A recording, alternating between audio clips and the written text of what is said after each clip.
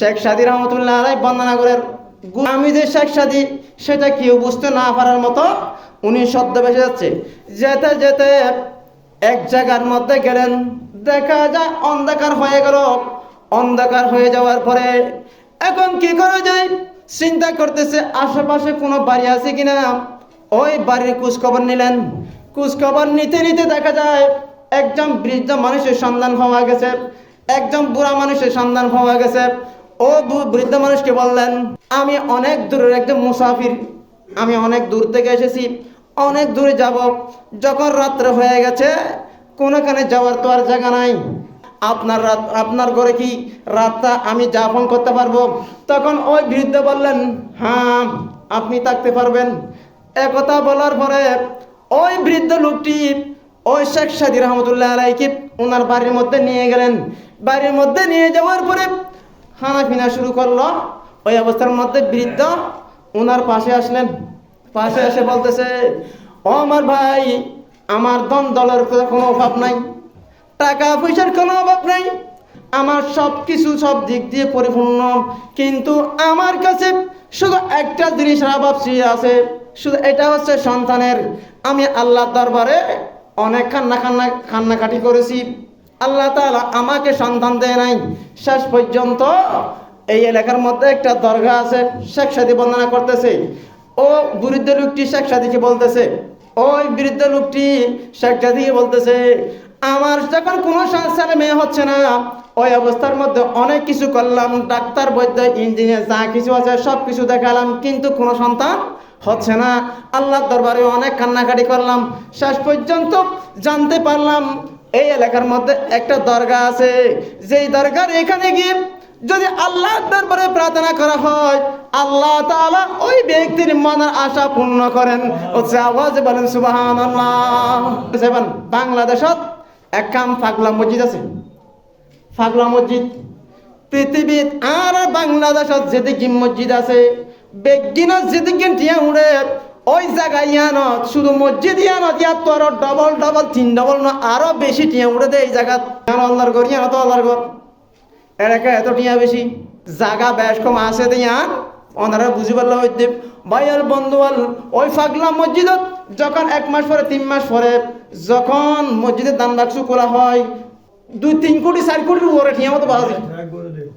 এরা কদুন টিয়া দিয়েছন, আর 4 মাসে এই মসজিদের মাস 4,000 টিয়া বানাবো বাজে। তো এখন ইয়ানতো মসজিদ হদাবাজ ইয়া রেখে লই। ভাইয়ার বন্ধুয়াল বুঝি পারলাম হইতে শেখ সাদী রহমতুল্লাহ আলাইহি এত সুন্দরভাবে বর্ণনা দিচ্ছেন। পৃথিবীর অনেক জায়গা আছে, ওই বৃদ্ধ লোকটি আল্লাহর দরবারে অনেক ফরিয়াদ করেছেন।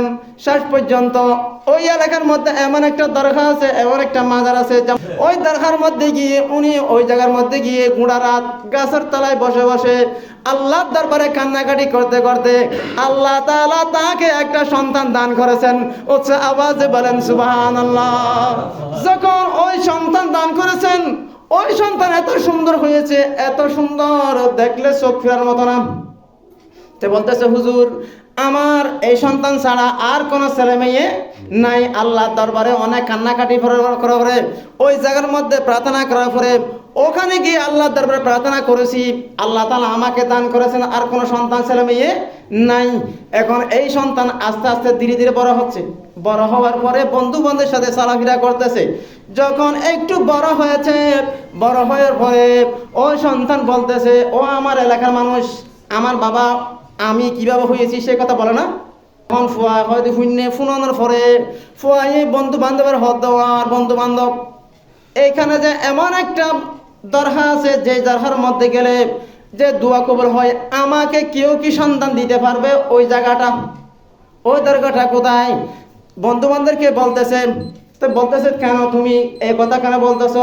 ও আমার ভাইরা, আমি যদি ওখানে যেতে পারি, ওখানে যাওয়ার পরে আল্লাহর দরবারে দোয়া করব, ও বাড়ি তাআলা তুমি আমার পিতাকে মৃত্যু দান করো, আমার পিতাকে যদি তুমি দুনিয়া থেকে বিদায় করে দাও তাহলে একটু ভালো হয়।